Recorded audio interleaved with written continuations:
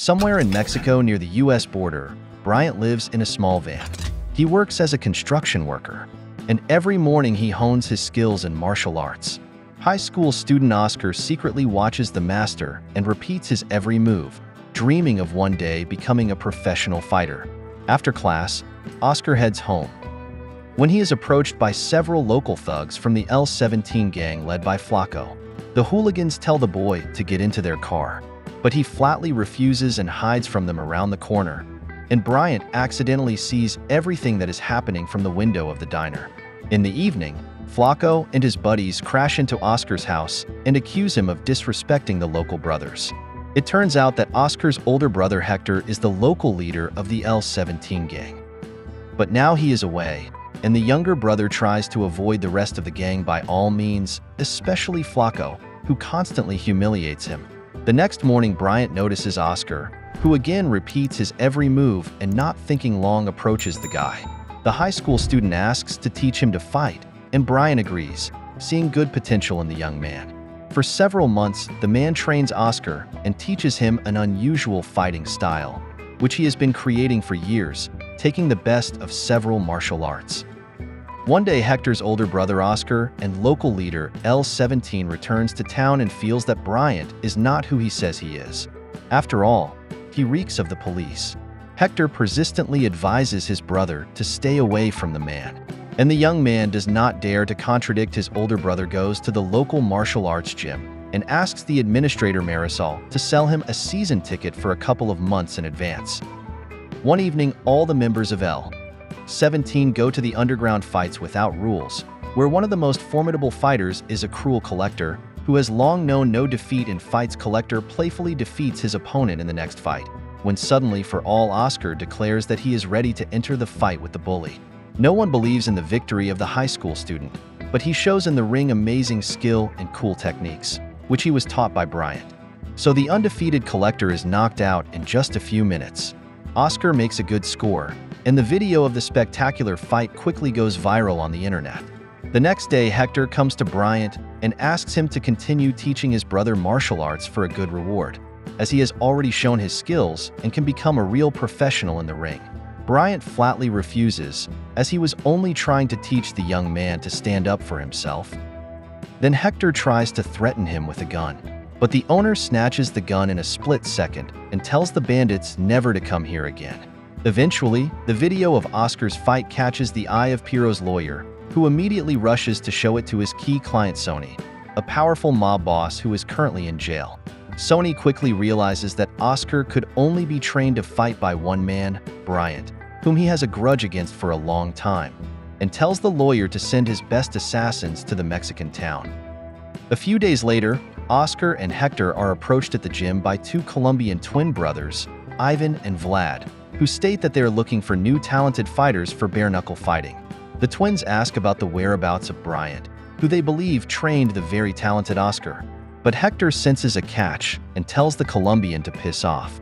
As the two leave, Hector declares that they look more like assassins than promoters. Oscar realizes that Bryant is in grave danger and convinces his brother to go to his van immediately. Once there, Oscar tells Bryant about the Colombians, who immediately realizes that they are dangerous assassins and tells the high school students to hide in his armored van with Marisol. Bryant turns out to be right.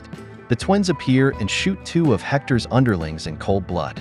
Oscar, Hector, and Marisol manage to hide in the well-protected van, and Bryant runs in after them. The host explains that in the past he was an undercover comp and helped put the powerful mobster Sony behind bars. However, the gangster manages to do his dirty deeds even from prison. He somehow figured out Bryant's whereabouts and sent assassins to him. The master tells the others to wait for him inside, and he himself gets out through a secret exit and stealthily sneaks up on one of the twins. He kills him with a crossbow. Bryant then pounces on the second Colombian and disarms the formidable foe in an epic battle. Bryant douses the hitman with gasoline and tells him to give up his employer. But he not only refuses to talk, but also sets himself on fire with a lighter, knowing full well that he will not be allowed to leave here alive. Sure that there are other killers hanging around, Bryant leads the trio out of the van through a secret underground passage. Along the way, Bryant explains to his companions that they had better stay away from him, as he is being hunted by Sonny, one of the most powerful mobsters in America. After sending the gangster to jail, Bryant had to hide his wife in another country and hide in Mexico. Realizing that Sonny will never leave him alone now, Bryant tells his companions to go home and keep their heads down, and returns to his van, where a few minutes later several armed police officers arrive and tell him to go outside with his hands in the air. The experienced fighter quickly realizes that Sonya's disguised henchman is in front of him and methodically massacres all the opponents, leaving them no chance of survival. After that, Bryant cleans up the mess and disappears in an unknown direction. And of course, this failure does not suit Sonny, who orders his friend Alex to capture Hector and by any means to get information about the whereabouts of his blood enemy out of him. Hector has no idea where the man is hiding. Alex then orders him to cut off his ear. However, the bandits do not have time to do this, as Bryant appears and starts to cut them out one by one, using firearms and cold weapons. Bryant turns the bodies of his opponents into a bloody mess. Until he and the bound Hector are the only ones left in the clearing, Bryant frees the prisoner, who can't believe that one man has just defeated an entire army. At the same time, Oscar and Marisol are unsuccessfully trying to find Bryant when several armed men in SWAT uniforms suddenly appear. The boy tries to fight them back when one of them suddenly removes his mask and introduces himself as Eric, Bryant's former colleague from the police station. Eric claims that he wants to protect his friend and asks Oscar and Marisol to help find him. Already sitting in the cop's car, Oscar realizes that something is amiss and discreetly informs Bryant on the phone, just because Eric is looking for him. And the fighter immediately realizes that the guy and the girl are in serious danger, since Eric is actually a traitor who fell for the dirty money of the mafia, framed Bryant, and went over to Sonya's side. Soon Eric brings Oscar and Marisol to the mansion of local mobster Valdez, Sonya's longtime friend and partner. The gangsters are about to lure Bryant into their territory to finally get even with him. The thugs force Oscar to call Bryant for help. Bryant and Hector, realizing that they will be ambushed in the mansion, decide to take the most experienced members of the L-17 gang with them on a dangerous mission to free the hostages. The team fights their way to the well-defended mansion, suffering serious casualties on both sides. Bryant and Hector manage to get in through the back door, killing the bandits guarding it. The experienced fighter once again shows his incredible abilities and kills opponents one by one, confidently making a bloody path to his goal.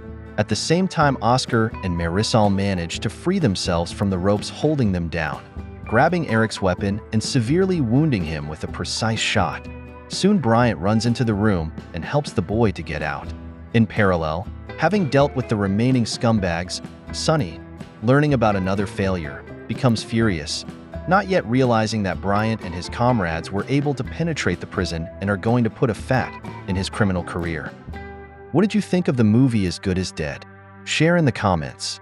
Thanks for watching and see you soon.